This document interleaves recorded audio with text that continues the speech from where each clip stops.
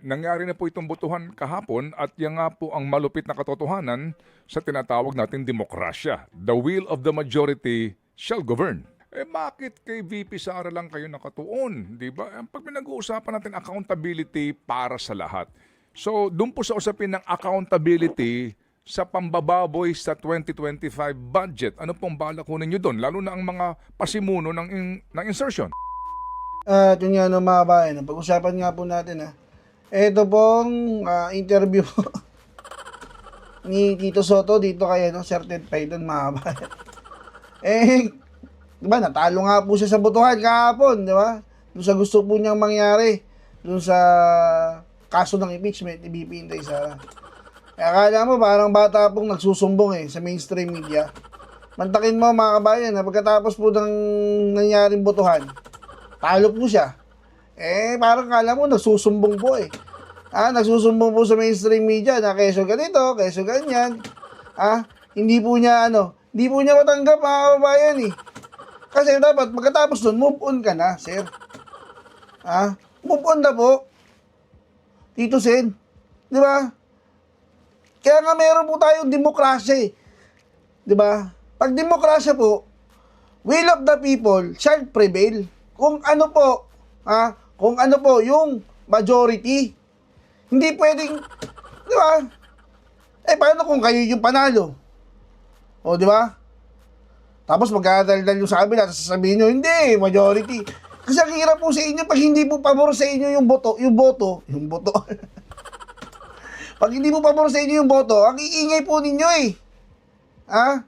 Natutulad ka na po dun sa mga NPA dyan sa Kongreso Ginagaya mo na yung mga galawan nila Bakit hindi mo gayahin yung kaibigan mo? Kahit alam nyo, kahit paano si Senator Ping Lacson, mga kabayan in fairness kay Senator Ping Lacson, mga kabayan. Di ba? Gitna po talaga siya Mapapansin mo talaga na, di ba? Hindi po siya boboto Hindi po siya boboto kahapon. Ayaw po niya boboto kasi mas gusto po niya yung galing sa Supreme Court. Di po ba? Maintindihan naman po natin yon. At pagkatapos nun, tahimik na po ang Senator Ping. Di ba? Focus na po ulit sa trabaho. Tapos na Di ba? Eto. Mga bayan. Kailangan pa pong paalalahanan ni Sir Ted Pailon. Etong si Tito Soto na, teka lang sir. Tapos na po yan, botohan. Will of the people shall prevail. Di ba? Demokrasya tayo Pag-focus ka na sa ibang trabaho. Ang dami pong trabaho. Ang dami pong pwedeng imbestigahan, hindi lang po yung impeachment. Di ba? Ano sabi ni Sir Ted? Ano po sabi? Huwag ka magpo-focus lang kay BP Inday. Di ba? Ang dami. Yung 2025 budget na binaboy. Di ba? Ng mga congressman. Natambalos-los. Bakit hindi mo pagtuunan ng pansin yon? Doon ka muna. Baka sakaling makita ka ng mga tayo. Nagtatrabaho talaga si Tito Soto bumalik yung kumpiyansa po sa inyo. Kasi para ka lumalabas, para po kayo namumulitika lang Di ba? Natutulad na po kayo sa mga tao dyan sa Kongreso. Na alam naman po natin, marinig lang yung Duterte. Kala mo mga bulating inasinan Di ba? Tignan mo si Sendanya. Di ba? Si Sendanya, yung ngiwi po yung ngiwi na yung ganito. Ngiwi pa yung buhok kasi one side One side yung bibig, one side yung buhok. Ang matindi, one side pa yung utak. Di ba? Wala namang kaso kung ngiwi ka Pero ang kaso, pati utak mo, ngiwi. Di ba? Tapos sabi, hindi, yung mga may kapansanan. Ikaw lang yun, sir. Yung iba dyan na na-stroke, na nabuhay ulit, na nakasurvive. Di ba? Thankful po sila. Ano pong ginagawa? Nagpapalakas po sila. Kumakain po sila ng tama. Hindi po katulad mo. Nakasurvive ka na nga Magbagong buhay ka na. Sendahan niya, Di ba? Ngiwi ka na nga Di ba? Tapos, sabihin mo, mag-ano-ano ka pa dyan sa...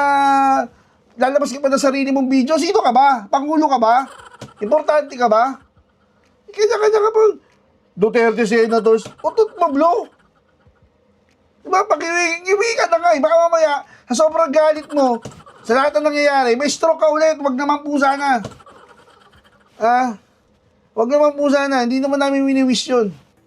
Pero, kung ako sa'yo, Mr. Sendanya, tigil mo na yan kasi sa atin, di ba, na-stroke ka na nga eh. Baka may sobrang galit mo na naman sa mga Duterte, makabasa ka na naman ng balita. Di ba? Maganon ka. Sa sobrang iwi mo, may stroke ka na naman. Yun lang yun, sir, ha? O, balik tayo kay Tito Sen. Ito, Tito Sen, ha? Sinabihan ka na po ni Sir Ted Paylon. Sana matuto ka na, ha? Focus ka na sa trabaho, sir. Focus na po tayo. Imbestigahan mo muna yan si, Tambalos-los, ha? Yang kung ano-anong insertion nila dyan. Binaboy po nila yung 2025 budget. Imbestigahan mo yan. Ha? Pag yan, sir, may napakulong kang mga congressman, yan, saludo kami sa'yo. Babalik yung kumpiyansa namin sa'yo. Ha? Pero kung hanggang sa ngayon, ganyan pa rin, pinuputok ng butsino dahil natalo ka sa botohan, di ba? Talo ka na nga sa botohan sa Senate President, eh. Natalo ka pa sa botohan dyan sa impeachment. O di puro talunan ka na ngayon. O, bumawi ka. Bumawi ka, sir. Ibawi mo yung sarili mo diyan sa sa investigasyon ng 2025 budget na binaboy ng mga congressman. Sir? O, yun. Hanggang dyan muna, ha? O, panuorin po natin, ha? Panuorin po natin. Kung paano po nag-iiyak si Tito Sen dito kay Sir Ted Paylon. O, Sir Ted, pasok po. Tito Sen, sabi Yes, sir. sabi nga natin, maglupasay man tayo ngayon, magdemonstrasyon man tayo ngayon, hindi na po mababago ang sitwasyon sa ngayon, 'di ba? Yan po ang katotohanan, no? Opo. Nagbotohan, Correct. natalo ang minority sa botohan at ito nga ang kasalukuyang sitwasyon. So, habang tayo naghihintay po sa magiging desisyon ng Supreme Court, ano po ang balak ninyo, as in iiwan natin muna itong isyong ito and we go to other issues, particularly po on the issues of accountability in government. Yes, 100% yun ang takbo ng kaisipan namin. As a matter of fact, inassign na namin yung sarili namin. Si Senator Lacson ang in charge dun sa paghalungkat ng mga sinabi ni Presidente sa DPWH. Ako naman ang in charge dun sa maghalungkat ng mga kung ano-anong ginawa sa DOH. Opo. Kasi maganda rin kahapon na maganda po sinasabi po ng iba, no, yung pabor dito po sa pag-archive nito na bakit kay VP Sara lang kayo nakatuon, di ba? Pag pinag-uusapan natin accountability para sa lahat. So, doon po sa usapin ng accountability sa pambababoy sa 2025 budget. Ano pong balak ko ninyo doon? Lalo na ang mga pasimuno ng insertion. Yes. Meron lang kinukumpletong dokumento si Senator Lacson pati mga litrato para talagang baga sa talagang airtight either magpi-privilege speech siya or uumpisahan na kagad namin ang pag-imbestiga dito by the end of the month. Sapagkat makikita na natin na ngayon pa lang kitang-kita ang tindi ng ginawa sa 2025 election 2025 budget Pero kapag po yan ay usapin ng malfeasance, misfeasance, and nonfeasance, that will fall under the committee ng Blue Ribbon. Yes.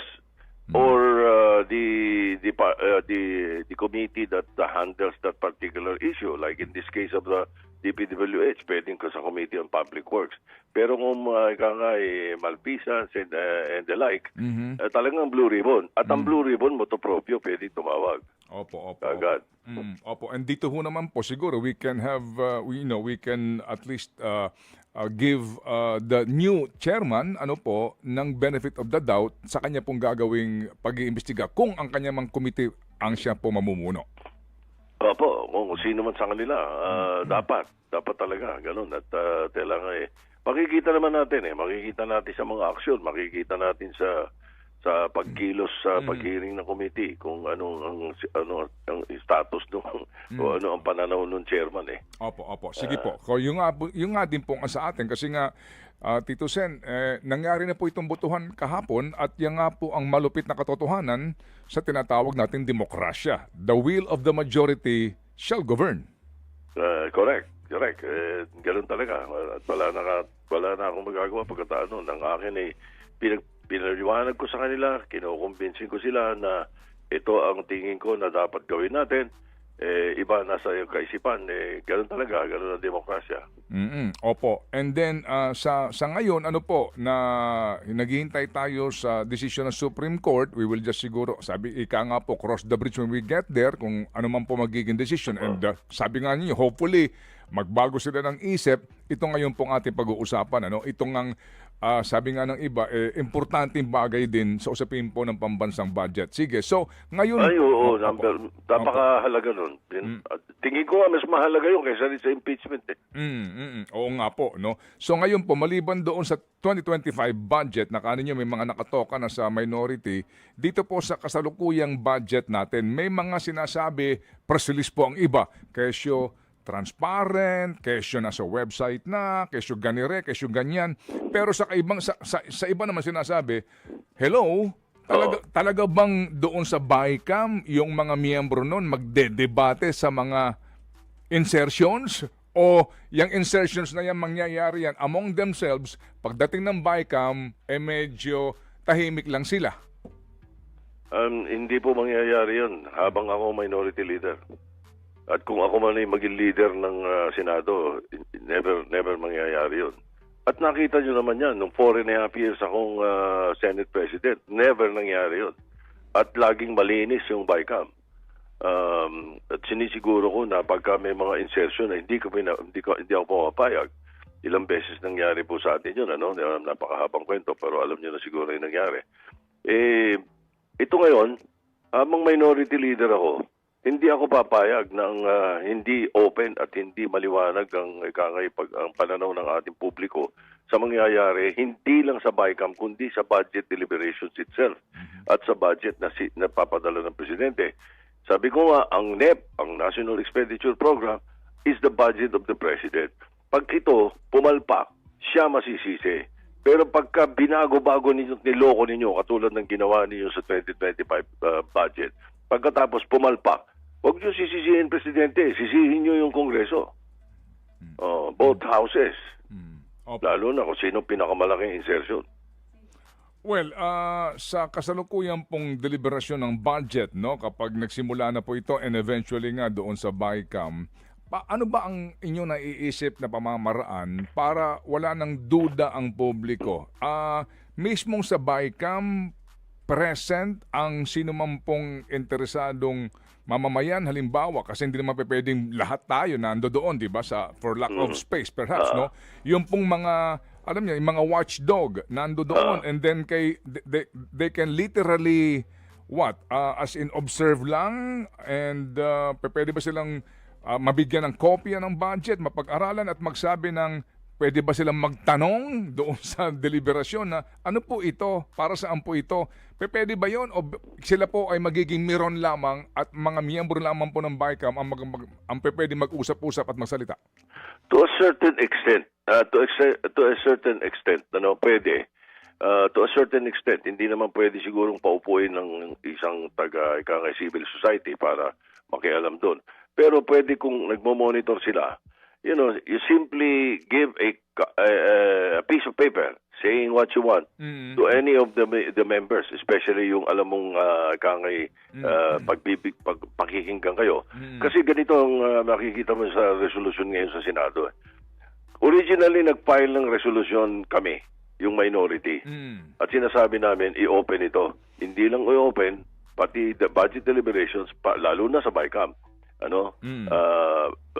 Open natin sa public ito at allowed ang live streaming. Yun ang nilagay namin doon. Ngayon, nag-file ang majority ng resolution to that effect also. Pero wala ang live streaming.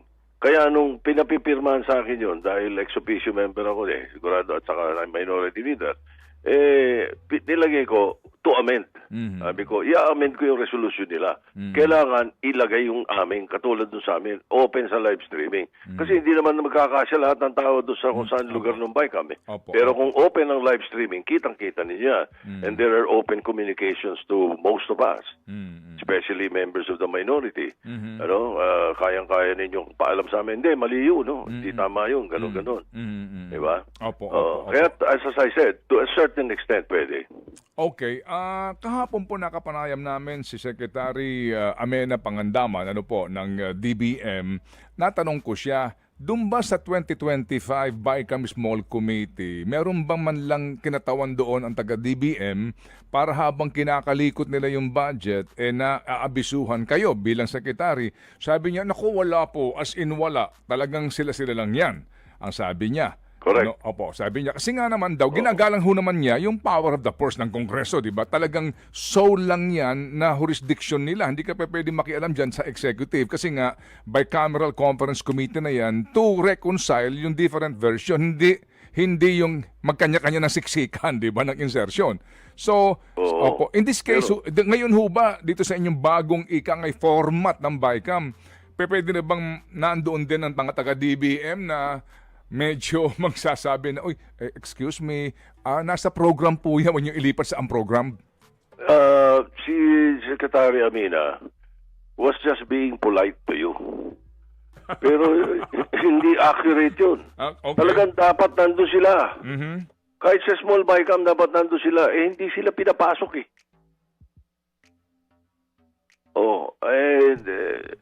Hindi naman nila aminin siguro. Pero ganun ang nangyari. Ganun ang kwento sa akin ng taga-house eh. Hindi rin sila pinapasok eh. May isa, dalawa, 3 tao lang umupo doon na nagsulat eh. Yun ang kwento eh. So, we'll find out if it's true or not, if it's just a kwento. Pero hindi pwede sinasabi ni Secretary Amina na hindi sila upo. Throughout the years eh. Tanongin si Sani Angara. Sani Angara was my chairman of the Committee on Finance. Tanongin niyo si Senator Legarda. She was chairman of Finance nung panahon namin, nila Senator Enrile. Ako yung majority leader. Nakaharap sila eh. Budget ng presidente yan eh. We have the power of the purse to tweak and perhaps move.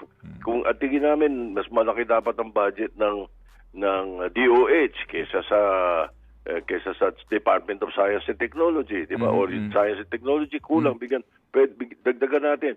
Okay yun. Pero nakikita yun dapat ng representative ng presidente, na in this case, the Department of Finance Secretary or the Department of Budget and Management Secretary or their duly authorized representative. Nakikita dapat yun para bibigyan ng advice. Sabihin, boss, wag yan dahil ito para dito, ito para dyan. Di ba? Ganun dapat eh. So, hindi pwede yung wala sila. Hindi nangyari sa nakaraan yun. Ngayon lang, 2025 nangyari yun. Kasi nga din, sabi nga din nung isa sa mga kaninyo, no, na nagkikwento-kwento, may timbre naman sa Secretary of Finance yung mga nangyayari. Ayun, hindi ko alam sapagkat wala ako sa Senado noon. Okay. Anyway, sige po. So sir, ito po yung ngayon, itong ating aasahan, no? Definitely, may mga taga-DBM doon para naman din, hindi siguro diktahan kayo kung hindi sabihan lang na ito yung mga, just to remind everyone, ito yung mga prioridad ng presidente, ito ang dapat talaga nasa program appropriations, mga dapat nating siguraduhin na mga foreign assisted projects na mapopondohan, etc. And definitely po, may mga civil society groups na welcome dito para makibahagi, hindi man po makapagsalita, makibahagi sa deliberasyon sa pamamagitan po na pagbibigay ng input sa inyo. Yes, I agree. I concur. Tama, dapat ganun. Okay. Dapat ganun ang mangyayari. At saka kung open nga sa live streaming, mabilis ang komunikasyon sa internet. Kung meron silang representative na nando doon, pwedeng lumapit agad sa amin. Di ba? At sabihin sa amin, naku, mali yan. Hindi tama yan. Okay. Baka pwedeng ganito, ganyan. Okay, sige Diba? po. Opo. May mensahe lang po itong ating kasamahan sa media kanina. Sa ngayon, sa inyong sinabi kanina na mga naghihintay lang po ng mga prueba, may nabagit kayong picture. Ba't may picture na pinag-uusapan? Kasi may mga picture dapat may picture nung lugar na sinabi nagtayo ng kalsada na walang kalsada. Pagkatapos after kung ilang sa sumunod na budget, nilagyan uli ng budget para doon. Akala ko yung mga ganon. Sabi ng isa dito, baka daw picture ng mga dumalaw doon sa BICAM. Pwede rin. Pwede rin. Yan yata eh. Anyway. Meron sila. Opo, ito mga CCTV. Tanong ito ng ating mga kaibigan sa sa media na nakikinig ngayon sa ating programa. Doon sa Ted, pakiklaro nga daw yung picture na binabagit ni Tito Sen, kung anong picture 'yon. Opo. Picture ng sinasabi ko, yung mga nagpapakuha si Senator Lacson ng mga picture ng mga sinasabing ginawa Okay. doon sa billion-billion na mga insertion. Opo. Yun yung sinasabi ko. Baka iba yung picture na sinasabi nila, baka yung sa Bicam. Ito nga po kaya gusto ho nilang klaruhin nga ito, no? At mainam po kayo na nandidiyan. O sige, so ngayon po ay Huwebes. Alam po naman natin, ang sesyon po ng Kongreso, both houses po ay Monday to Wednesday lang ang plenary. Today ho ba and tomorrow, ano ba pagkakabalahan po ninyo kung meron man in the Senate? Sa Senado, mga office work lang yan, pagka ganyan. At katulad sa amin, mga review lang yan. At saka yung mga proposed na bills, medyo dapat nire-research. Okay. Mas relaxed ang Senado pagdating ng Friday, Saturday, Sunday. Unlike nung araw, again, nung panahon ko, alam mo kami mga old-timer Nung panahon ko, Huwebes may session sa umaga. Lahat ng local bills, tinitake up pag Huwebes. Opo. Pero na-archive na yun ngayon. Wala na, archive na yung patakaran na yun. Sige po. Okay. Sige po. So, may tanong ba siya? Yes Okay. po, last na lang dito, Sen. Yes, Opo. ma'am. Kahapon nakita na natin yung naging boto ng mga kapwa niyo po senador. Kung sakali man, because sabi nga speculative, di natin talaga sure kung anong magiging desisyon nitong Korte Suprema doon sa motion for reconsideration. May chance pa po ba ito? Realistically speaking, may chance pa po ba na mabuhay yung articles of impeachment? Makakakuha pa po ba kayo ng suporta? Nakita na po natin kahapon na majority of the senators gusto po talagang i-dismiss ito. Pag nag-reverse ang Supreme Court, wala silang magiging dahilan para sabihin na dapat i-dismiss. Dapat i-take up. Doon i-dismiss sa impeachment. Dapat yan i-take up. Pakinggan natin ng prosecution, pakinggan natin ng defense. Binigyan nga sila ng summonses pinadala sila ng summonses Di ba? Nag-robe pa yung mga senador, di ba? Di ko nga maintindihan kung bakit pinipilit ng Supreme Court na wala jurisdiction Hindi pa rin nagko-convene. Nag-convene Unless hindi sila nanonood ng TV or ng news. So, wala nang dahilan para hindi i-take up.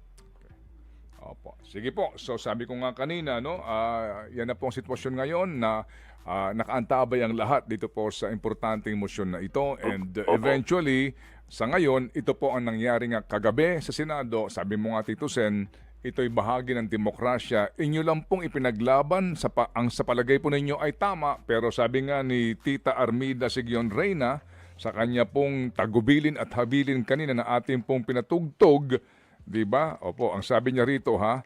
Opo, basahin ko lang, Tito Sen, ha? Sige, okay, sige. Sabi niya rito, okay. Lumaban ka kung inungudngod ang nguso mo sa putik, bumalikwas ka kung tinatapak-tapakan ka, buong tapang mong ipaglaban ang iyong mga prinsipyo kahit hindi ka sigurado na agad-agad kang mananalo. Yan ang sabi. Galing. Mabuhay ka. Ako'y sumasang-ayon na napakaganda. Dapat yun talaga ang ikaisipan natin. Katulad ng ngayon, ako pinagdarasal ko lang sana kung magbabago isip ng Supreme Court, ayaw nilang baguhin sa kabuuan, huwag naman sana nilang amindahan yung Constitution sa option 3. Opo. Wag. Wag na wag. Yun ang sisira sa impeachment proceedings ng Pilipinas in the future. Opo. Pagka pinilit nila na tama sila na hindi pwede yung option 3 at puro 1, 2, 1 and 2 lang. Pag nangyari yun at saka yung proseso, sinabi pa nila kung paano yung proseso, naku po, sabi ko nga, wala na tayo may impeach. Wala na. Opo. Mamaya ipapaliwanag po natin yung option 3 na yan under po the Constitution. Salamat po na marami, Tito Sen, at kayo po yung maaari ng mag-agahan ngayon and we hope na maganda po ang nasa table. Masarap. Okay. Salamat, Tito Sen. Opo. Salamat. Okay, ganun na mga. God bless sa inyo. Mabuhay po kayo. Salamat. Working all week. Alright, ganap na pong 2 minutes before